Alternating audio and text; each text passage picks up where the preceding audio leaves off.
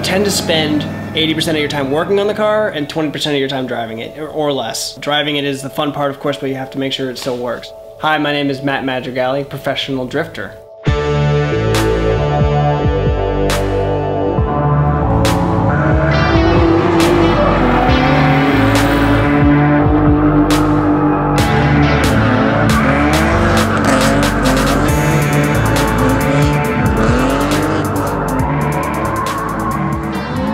My car is a 91 Nissan 240SX. It is powered by a LS7 Chevy motor, which is a 454 7.0 V8 with direct support nitrous. So everything on the car is modular, can be removed and reinstalled with replacement parts very, very quickly.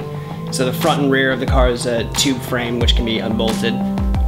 Gotta have at least 70 degrees of steering angle compared to a road car which is 35 degrees. That way when you're sliding you can save the slides and catch things. The roll cage is built to a very high standard as well for safety. It's got a lot of different things that are drift specific.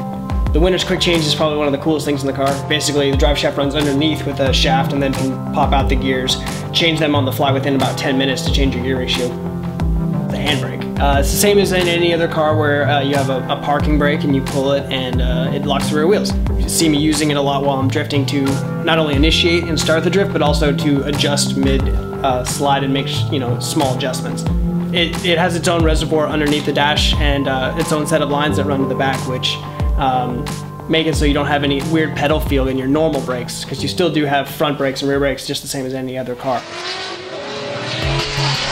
Madrigali out front, Beecham in the chase position. Madrigali, good angle. Beecham. It's so much different than traditional motorsports or professional racing where all that matters is lap time and first and last. It's not just competition, it's not just having a crazy car like this. You can have a simple anything rear wheel drive and go out and just have fun with your friends.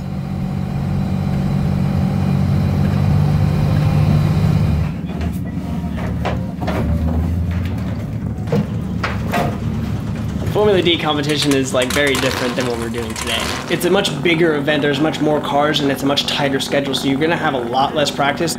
You have basic criteria that the judges give you. So you have your line, which is the most important probably, your angle, how sideways the car is, and then your visual impact.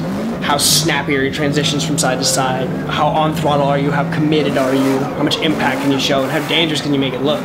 In professional competition, you can trust the drivers around you to be competent in a way where you can be aggressive and transition hard on them and go through the smoke and try to get as close, rubbing tires on them as you can. You make it look easy, but it's not easy. And when you have a car like this, it's maybe a little easier, but I've also got 14 years of experience, so.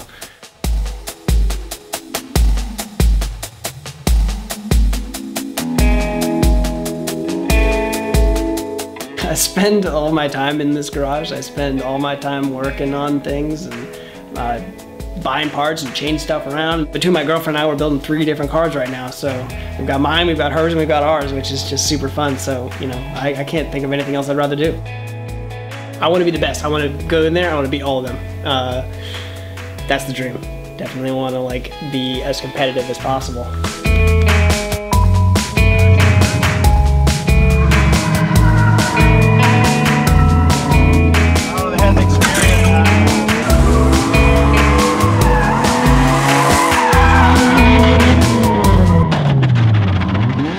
It's a contact sport. You hit everything, pretty much every time you drive.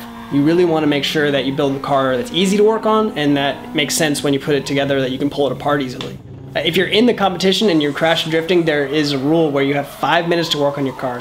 So you basically have time from when you bring the car in to assess what it is, get your parts, get your tools, and then as soon as you put your hands on the car, you have 5 minutes to fix it. And they put a timer out. They are watching and they are standing right there, and it can be nerve-wracking.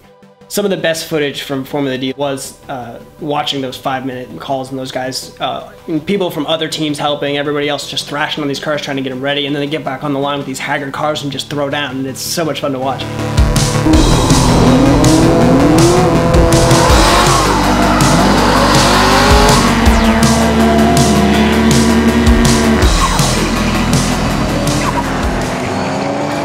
Contrary to popular belief, drifting is not about making the car slippery and loose, but it's actually about making it as grippy as possible. I run a 215 in the front, which is a really small tire because you don't necessarily need the front traction, it's just for the initiation. While in the rear I run a 265, a much bigger, heavier tire, so that gives you the traction. For a day like today, we usually only go through like maybe 6 tires.